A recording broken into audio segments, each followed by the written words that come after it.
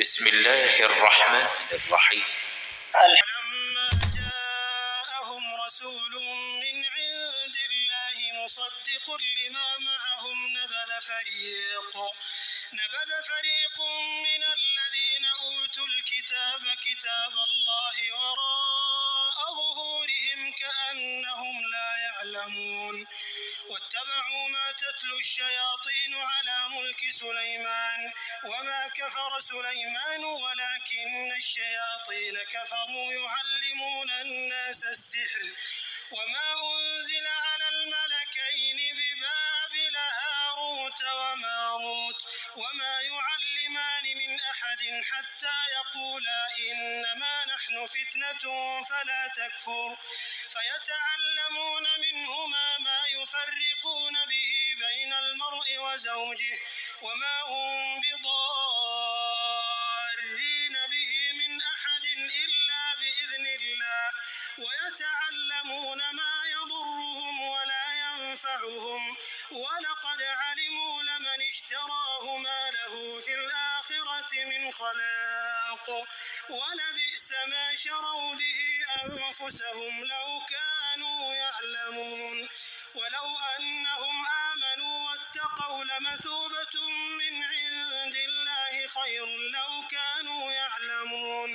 يا أيها الذين آمنوا لا تقولوا راعنا وقولوا انظرنا واسمعوا وللكافرين عذاب أليم ما يود الذين كفروا من أهل الكتاب ولا المشركين أن ينزل عليكم من خير من ربكم والله يختص برحمته من يشاء والله ذو الفضل العظيم ما ننسخ من آية أو ننسها نأتي بخير منها أو مثلها ألم تعلم أن الله على كل شيء قدير ألم تعلم أن الله له ملك السماوات والأرض وما لكم من دون الله من ولي ولا نصير